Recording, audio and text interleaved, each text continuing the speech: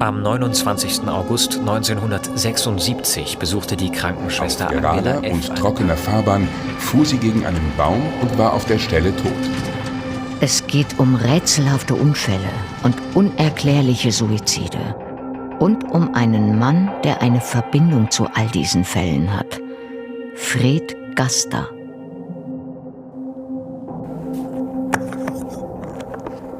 Am 3.12.1979 erschoss sich die Sekretärin Heike G. in ihrer Wohnung. Ihr Ehemann will vom Schussknall aufgewacht sein. Er lag angeblich schlafend auf der Couch im Wohnzimmer. Aber Fred Gaster geht äußerst raffiniert vor.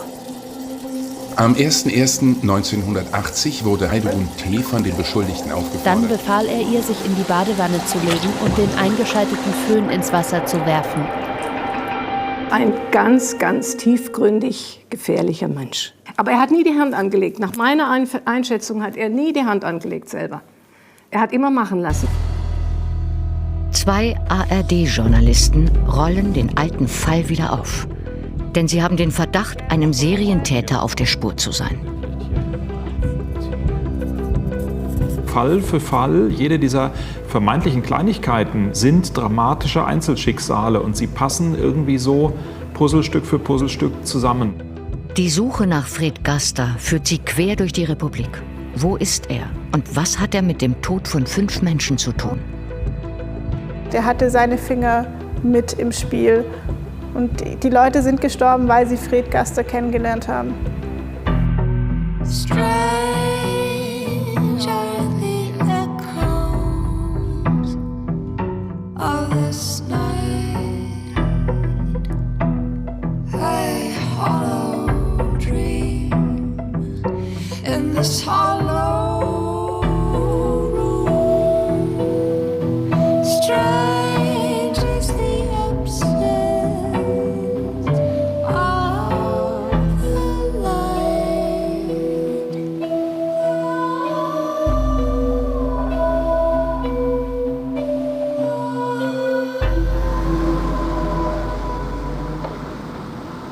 Baden-Baden in den 70er Jahren.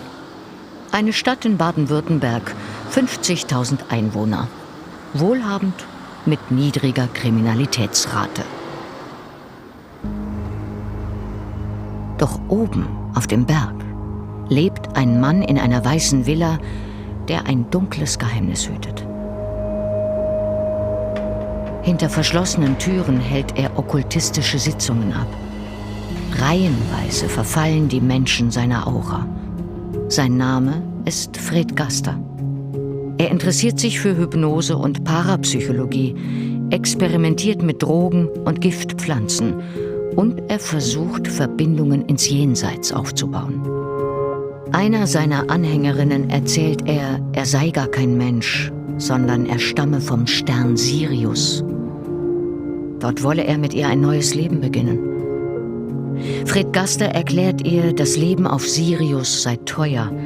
Deshalb müsse sie eine Lebensversicherung zu seinen Gunsten abschließen und sich dann ihrer irdischen Hülle entledigen. Damit es wie ein Unfall aussieht, solle sie sich mit dem Föhn in die Badewanne legen. Die Tat wird später als sogenannter Sirius-Fall in die Rechtsgeschichte eingehen. Dieses Verbrechen ist offenbar nicht das einzige dunkle Geheimnis des Täters. Neue Bewegung kommt rund 40 Jahre später in den Fall durch einen Podcast beim SWR in Baden-Baden.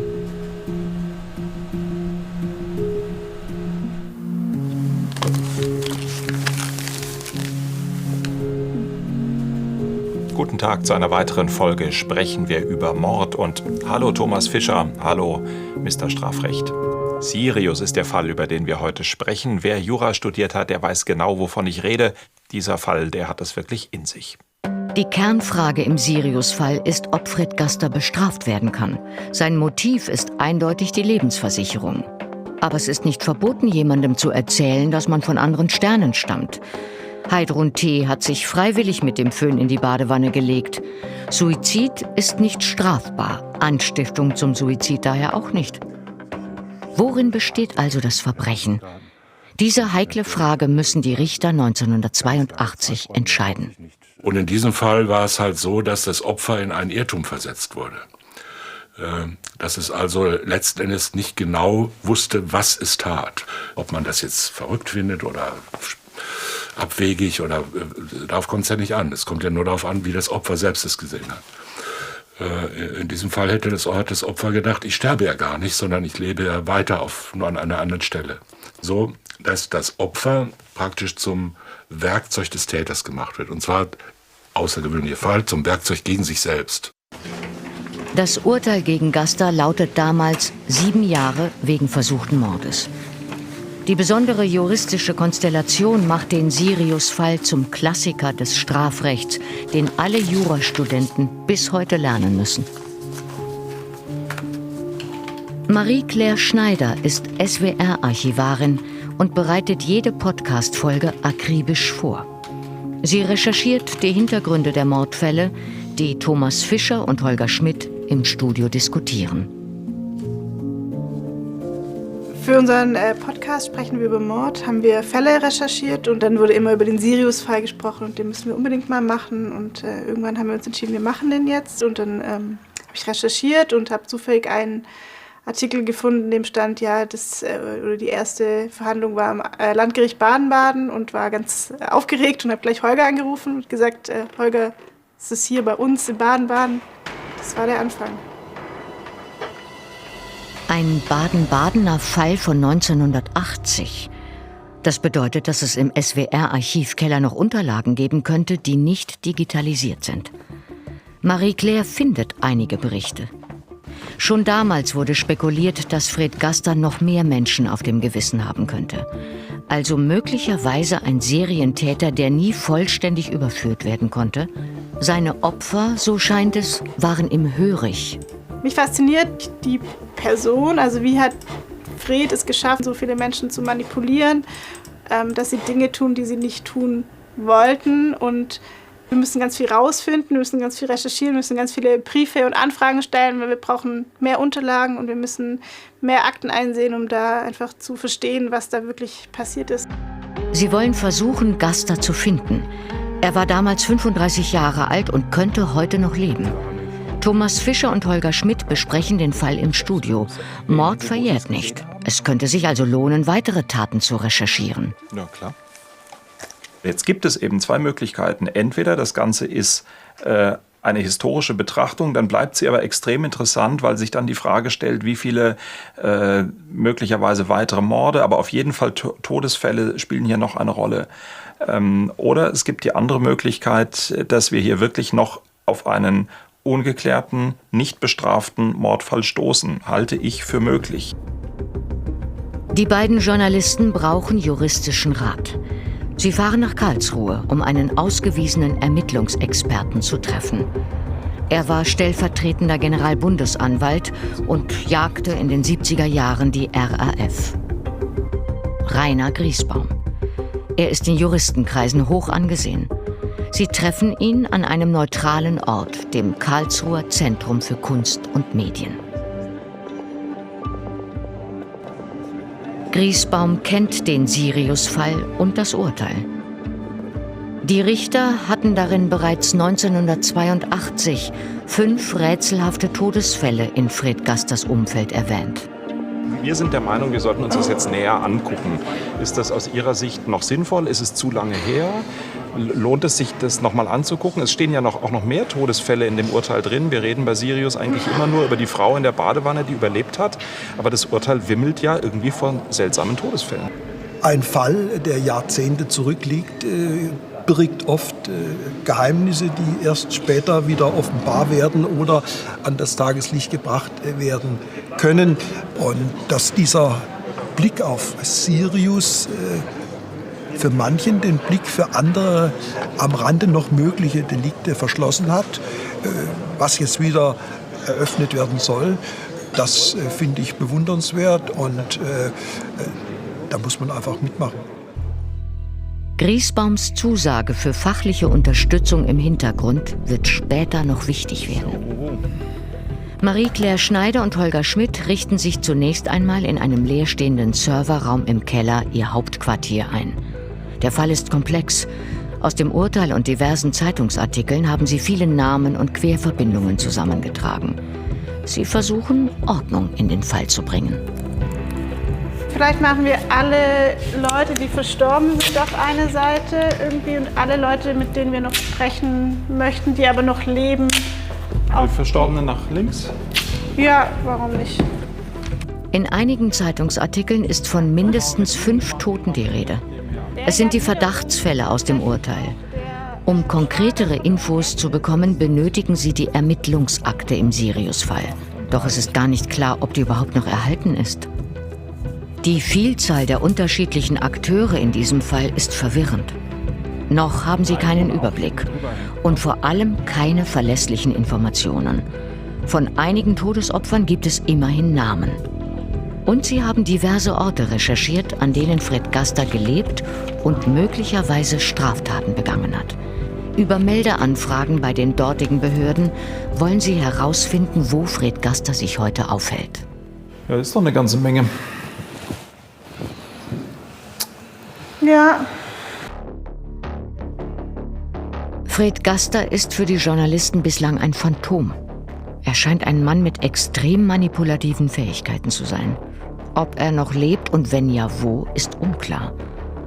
Während die Anfragen bei den Behörden seiner früheren Wohnorte laufen, beschäftigen sie sich mit seinem Lebenslauf. Einiges ergibt sich aus dem Urteil. Gaster wird am 23. Juli 1947 in Neumünster geboren. Sein Vater ist Gerichtsvollzieher am Amtsgericht, die Mutter Hausfrau. Nach der Grundschule besucht er eine Realschule, wechselt dann aber auf die Hauptschule. Später wird er sagen, das stumpfe Auswendiglernen habe ihn genervt.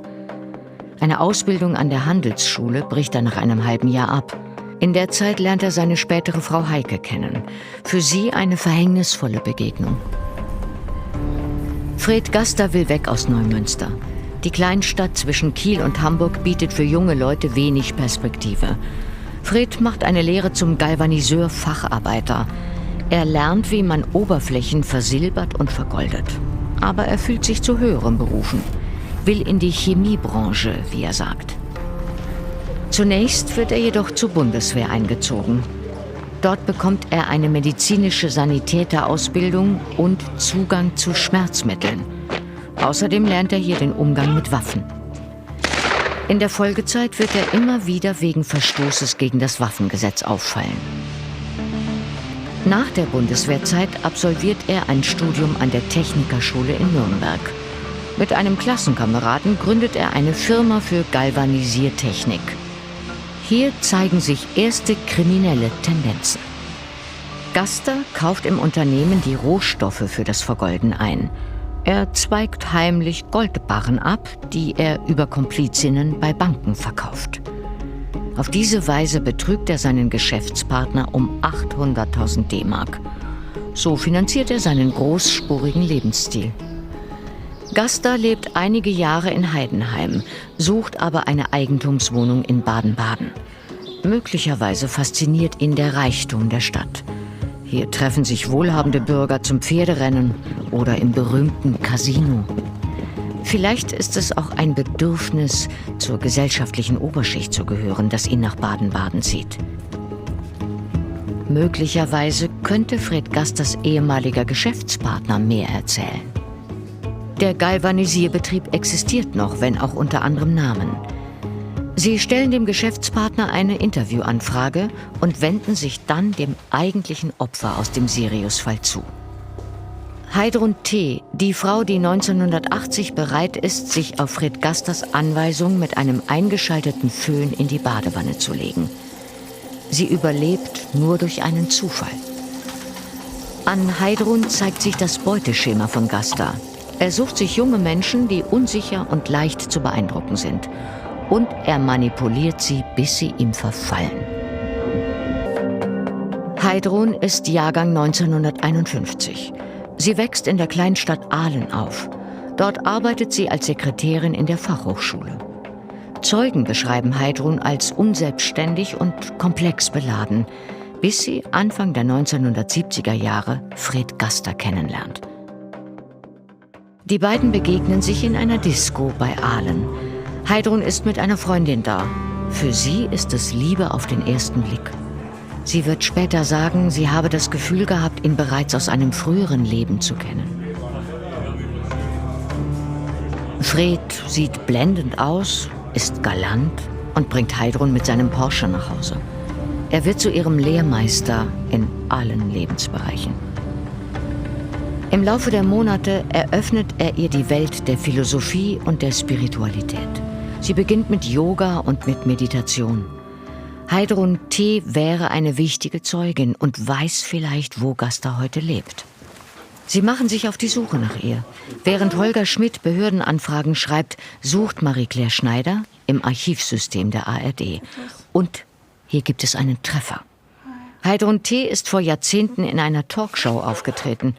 Die Sendung gibt es noch im Archiv. Sie wurde 1993 aufgezeichnet, also 13 Jahre nach dem Mordversuch in der Badewanne. Das Thema der Sendung lautet Kraft der Gedanken. Was ist auf dem Band? Ist Heidrun T. immer noch von Spiritualität und anderen Welten fasziniert? Oder hat sie sich von Fred Gaster nach dem versuchten Mord abgewandt? Die Sendung heißt Lebensart. Heidrun ist als Heilpraktikerin eingeladen. Positives Denken. Das ist so ein Schlagwort, das hat man häufig gehört. Aber ich glaube, die wenigsten können sich etwas darunter vorstellen, was es eigentlich wirklich bedeutet. Bedeutet positiv denken, vereinfacht gesagt, es ist einfach nur wichtig, alles im richtigen Licht zu sehen. Im Prinzip ja. Ich nenne es lieber Kraft der Gedanken. Was bewirken diese Kräfte der Gedanken? Sie können alles bewirken. Unsere Gedanken realisieren sich, ob wir uns dessen bewusst sind oder nicht. Und die Menschen werden krank, weil in ihrem Denken etwas verkehrt ist, weil da irgendwas nicht in Ordnung ist, weil Dinge nicht gelöst sind. Welchen Reiz habe ich denn dann in diesem positiven Denken? Was bringt es mir denn? Wenn ich es richtig mache, wenn ich es richtig übe, dann bin ich irgendwann Meister meines Schicksals. Aus der Fernsehsendung wissen Sie, dass Heidrun in den 90er Jahren als Heilpraktikerin gearbeitet hat, wahrscheinlich im NDR-Sendegebiet. Sie fragen unterschiedliche Datenbanken ab und tatsächlich gibt es in der Nähe von Hamburg auch heute noch einen Treffer zu ihrem Namen. Jetzt haben Sie ihre Telefonnummer. Es war ein sehr krasser Moment zu sehen, dass Heidrun, die Frau aus der Badewanne, im Telefonbuch steht. Doch Heidrun nimmt nicht ab. Sie schreiben ihr und bitten um ein Gespräch. Dann suchen sie weiter nach den Ermittlungsakten. Darin erhoffen sie sich Hinweise auf die anderen Taten. Und dann geht die große Arbeit los. Dann werden die entsprechenden Polizeidienststellen angerufen, die entsprechenden Staatsanwaltschaften. Das ist nach 40 Jahren manchmal gar nicht mehr unbedingt die gleiche Zuständigkeit. Da hat dann das Polizeipräsidium ist in eine andere Stadt gezogen. Die Staatsanwaltschaft hat die Zuständigkeit verändert. Also das ist schon gar nicht einfach. Und dann kommt die spannende Frage, habt ihr denn noch Akten? Bis die Behörden das geprüft haben, wird es noch dauern. Doch ohne weitere Informationen aus den Akten kommen sie bei ihrer Suche nach Gaster und nach weiteren Opfern nicht weiter. Holger und Marie-Claire versuchen im Stadtarchiv Baden-Baden fündig zu werden. Zwar gibt es dort keine Prozess- oder Ermittlungsakten, aber vor kurzem ist der umfangreiche Nachlass eines Lokalreporters hier abgeliefert worden. In dem Berg an Material hoffen die beiden Journalisten, Informationen zu finden, die sie im Fall Sirius irgendwie weiterbringen.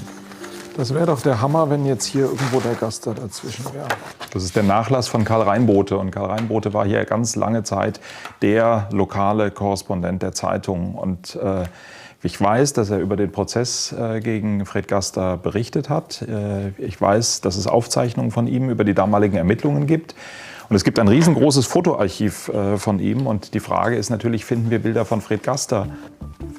Die meisten Bilder sind unbeschriftet und nicht zuzuordnen. Aber irgendwo hier müssen auch Fotos von großen Strafprozessen sein. Denn der verstorbene Kollege war viel als Gerichtsreporter unterwegs.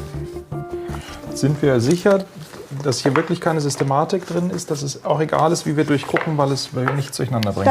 Also bei dem weiß ich nicht, aber hier ist definitiv nichts systematisch drin. Gut, ich würde trotzdem gerne irgendwas haben, was ich irgendwie reinstecken kann. Der Nachlass ist ungeordnet, also schauen wir erstmal natürlich auf die Fotos und wir schauen auf die Rückseiten, ob es vielleicht ein Datum gibt, ob Herr Reinbothe vermerkt hat, wer auf dem Bild zu sehen ist. Und schauen jetzt natürlich gezielt nach Fotos, auf denen wir erkennen können, dass sie aus Baden-Baden oder der Umgebung sind. Oh, Justizbehörden in Baden-Baden steht auf diesem Kuvert. Polizeidirektion? Klick mal raus, ja. Die Fotos bringen sie zunächst nicht weiter. Aber dann finden sie handschriftliche Aufzeichnungen aus dem Sirius-Prozess. Ja, das ist jetzt hier vom Gerichtsprozess, was ich aufgeschrieben, wer alles gehört wurde. Und, also ich kann es auf jeden Fall, es ist schwer lesbar tatsächlich. Da hätte sich nochmal die Namen der Zeugin. Also 3. Tag 1, hier wurde Zeugin P gehört. Fred Gaster steht damals wegen versuchten Mordes an Heidrun, der Frau in der Badewanne, vor dem Baden-Badener Landgericht. Dann wurde nochmal Marianne auch als Zeugen vernommen, so wie es aussieht. 30 Jahre zu dem Zeitpunkt. Ein Treffer. Marianne Priel scheint eine der wichtigsten Zeugen im Prozess gewesen zu sein. Mit dem Jahrgang und dem Nachnamen aus den Mitschriften können sie sich nun auf die Suche machen. Offenbar gehörte Marianne damals zu den Frauen, die sich von Fred Gaster magisch angezogen fühlten. Die Recherche ist schwierig. Sie steht nicht im Telefonbuch. Aber es gibt eine Firma, bei der eine Marianne Priel im Impressum gelistet ist. Über diesen Kontakt haben sie Erfolg. Aus dem Urteil wissen die Journalisten, dass Marianne damals mit angehört hat, wie Fred Gaster Heidrun den Befehl gab, mit dem Föhn in die Badewanne zu steigen. Denn sie war an dem Abend bei ihm, in seiner Wohnung in Baden-Baden. Frau Priel, vielen Dank, dass Sie Zeit für uns haben. Ja. Was erinnern Sie von diesem berühmten Abend, wo die Sache mit dem Föhn war? Dann geht es jetzt los in der Wohnung in Baden-Baden. Nachmittags kam irgendwann die Heidrun dazu. Wir haben uns unterhalten. Es war am Anfang, plätschert die Unterhaltung so dahin. Aber relativ früh sagte Herr Gaster zu Heidrun, sie solle zurück in ihre Wohnung fahren und wie besprochen das tun, was er mit ihr schon besprochen hat. Heidrun wollte aber zuerst gar nicht fahren. Das Wetter war wahrscheinlich um diese Jahreszeit auch nicht besonders gut. Und irgendwann war Herr Gaster aber sauer und hat es massiv zu ihr gesagt. Und dann ist sie gefahren. Etwas widerwillig, aber sie fuhr. Es ist der 1. Januar 1980. Heidrun weiß, dass ihr Leben auf der Erde an diesem Tag enden soll und sie mit Fred zum Sirius reisen wird. Davon ist sie überzeugt. Als Startkapital für ihr neues Leben hat sie 3 Monate zuvor eine Lebensversicherung abgeschlossen. Das war Freds Idee. Das Geld, so verspricht er, wird er mitbringen, wenn sie die Reise zu den Sternen antreten. Heidrun fährt in ihre Wohnung nach Bad Wildbad, rund eine Autostunde westlich von Baden-Baden. Fred hat ihr eingeschärft, was sie zu tun hat.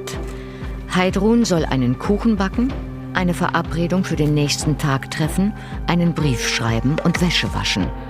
Alles Dinge, die ein lebensmüder Mensch vor dem Suizid nie machen würde. Es darf auf keinen Fall wie Selbstmord aussehen, sonst zahlt die Versicherung nicht. Heidrun hat Fred als Begünstigten eintragen lassen. Bei ihrem Unfalltod bekäme er 500.000 D-Mark.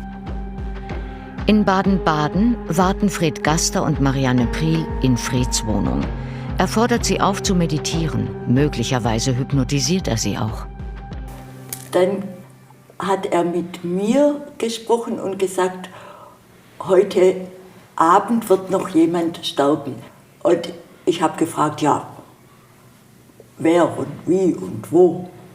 Ja, weiblich und es passiert heute Abend. Es war am Anfang ein bisschen zögerlich Und dann hat er aber gesagt, es ist die Heidrun. Letztendlich war ich in einem Zustand, ich war eher gelähmt und vielleicht doch, das Wort Hypnose ist ja gefallen, hypnotisiert von ihm. Ich habe das Gefühl, ich konnte mich damals nicht wirklich wehren. Willenlos ist eigentlich der Ausdruck. Und dann kam irgendwann der Punkt mit dem Föhn. Gegen 18 Uhr ruft Fred Gaster in Bad Wildbad an. Marianne hört, wie er zu Heidrun sagt, jetzt sei Generalprobe. Die bereitet in ihrer Wohnung das letzte Bad vor. Nach Freds Anweisungen löst sie im Badewasser ein Stück Seife auf, um den pH-Wert zu verändern, damit der Strom besser fließt. Um kurz vor 20 Uhr soll sie dann in die Badewanne steigen und um Punkt 8 Uhr den eingeschalteten Föhn ins Wasser fallen lassen. Marianne hört in Baden-Baden nur Teile dieses Telefonats. Aber ihr ist klar, was gerade in Bad Wildbad passiert. Das ist einfach so wie ein Stück weit unbeteiligt erlebe ich eine Situation, die eigentlich schrecklich ist, aber ich greife da ein. Heidrun hat keine Zweifel. Sie wähnt sich an der Schwelle zu einem neuen Leben mit ihrem Fred.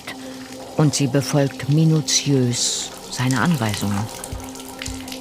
Fred hat ihr extra einen neuen Föhn gekauft. Um Punkt 20 Uhr wirft Heidrun das eingeschaltete Gerät ins Wasser.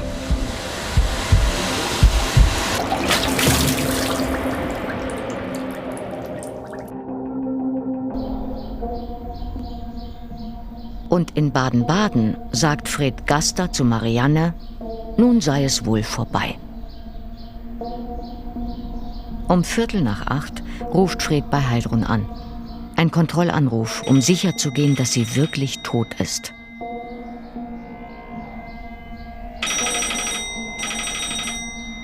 Und er ist sehr überrascht, als sie ans Telefon geht. Was niemand weiß, die Badewanne ist nicht ordnungsgemäß geerdet. Deshalb fließt der tödliche Strom nicht. Heidrun versucht es mit frischem Badewasser und anderen Positionen für den Föhn. 1,5 Stunden lang. Irgendwann hat er dann aufgegeben, weil Heidrun war noch am Leben. Gott sei Dank. Gibt es aus Ihrer Sicht, Frau Priel, noch was Sie wichtig finden? Dass Sie sich schon auch fragen, was war Ihre Rolle da oder was hätte sie sein können? Ich war quasi das Alibi. Machen Sie sich Vorwürfe wegen dieses Abends? Habe ich mir gemacht, ja. Also habe ich mir damals am Anfang gemacht, habe es dann verdrängt und mache es mir jetzt auch. Und bin Gott froh, dass es einigermaßen gut ausging. Und die Vorwürfe, mit denen muss ich leben. Nachdem sie wissen, wie der Abend genau ablief, wollen sie sich jetzt die Wohnung anschauen, in der alles geschah. Der Badewannentatort liegt in Bad Wildbad. Im Urteil sind ein paar interessante Details erwähnt.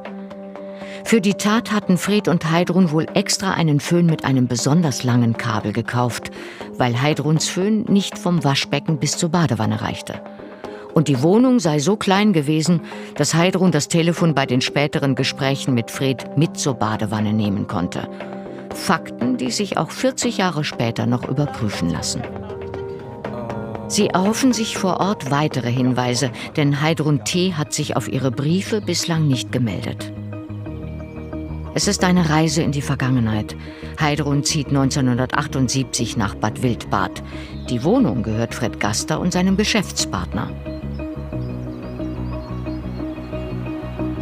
Warum Gaster nach der Wohnung in Baden-Baden nun auch Immobilien in Bad Wildbad erwirbt, bleibt ungeklärt. Möglicherweise zieht ihn das Geld der wohlhabenden Kurgäste an. Jedenfalls hat er Heidrun hier einquartiert und sie hat ihm gehorcht. Die Wohnung, in der sich Heidrun 1980 umbringen soll, liegt in Hanglage mit Blick über das Tal. Sie ist heute vermietet. Aber der Besitzer hat sich bereit erklärt, die beiden Journalisten hineinzulassen. Aus den bisherigen Recherchen weiß ich, dass uns eine holzgetäfelte Wohnung erwarten müsste, eine Dachgeschosswohnung, in der Heidrun gelebt hat. Wie sehr das noch nach damals aussieht, werden wir sehen. Holger hat Jura studiert und war von dem Sirius-Fall im Strafrechtsseminar fasziniert. Hallo, Herr Schmidt. Wir telefoniert. Er hätte nie gedacht, dass er irgendwann mal an dem Originaltatort stehen würde. Und dann muss da das Badezimmer sein. Exakt. Wir dürfen? Natürlich, klar.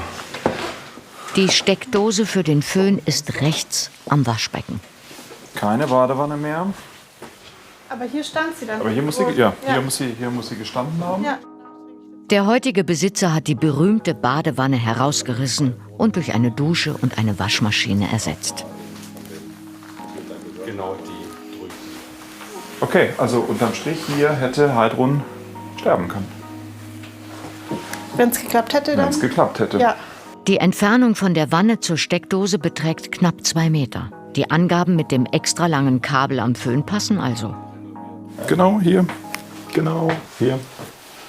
Das waren hier da, woran Millionen Jurastudenten, Tausende von Jurastudenten denken. Auch ich, Marie-Claire, auch ich.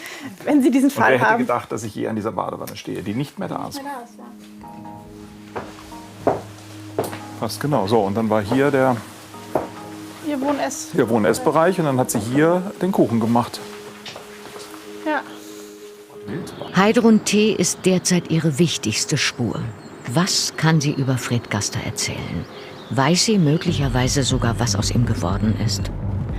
Einige Tage später wird Heidrun noch wichtiger, denn das Staatsarchiv in Freiburg hat sich gemeldet und den beiden Journalisten mitgeteilt, dass noch Akten aus dem Sirius-Fall vorhanden sind. Aber um die einzusehen, brauchen sie Heidruns Einverständnis aus Datenschutzgründen. Holger und Marie-Claire fahren nach Norden, um Heidrun persönlich aufzusuchen. Die Briefe, die sie geschrieben haben, sind alle unbeantwortet geblieben. Laut Telefonbucheintrag lebt Heidrun im Speckgürtel von Hamburg. Die beiden Journalisten sind knapp 700 Kilometer gefahren, um an ihrer Tür zu klingeln. Sie kommen unangemeldet. Holger Schmidt wird alleine gehen. Marie-Claire bleibt im Auto. Sie wollen Heidrun nicht in Überzahl begegnen und dadurch möglicherweise einschüchtern. Ich werde jetzt versuchen, Heidrun zu sprechen. Sie ist die Frau, die so intensiv wie kaum jemand Fred Gaster kennengelernt hat. Sie war bereit, auf seinen Befehl hin einen Föhn in die Badewanne zu werfen. Das sind sicher spannende Geschichten, die sie erzählen könnte. Und ob sie mit mir spricht und was sie erzählt, das sehe ich gleich. Holger hat das Einverständnisformular vom Staatsarchiv dabei. Heidrun müsste nur unterschreiben. Die Akteneinsicht ist immens wichtig. Doch noch ist unklar, ob die Adresse überhaupt aktuell ist. Schließlich hat Heidrun weder auf Anrufe noch auf Briefe reagiert. Sie könnte auch verreist sein. Und wenn sie zu Hause sein sollte, ist fraglich, ob sie mit dem Journalisten spricht und er sie von seinem Anliegen überzeugen kann. Immerhin steht ihr Name noch an der Wohnungstür. Und dann steht Holger Schmidt zum ersten Mal vor der Frau mit der Badewanne. Guten Tag, Holger Schmidt vom SWR.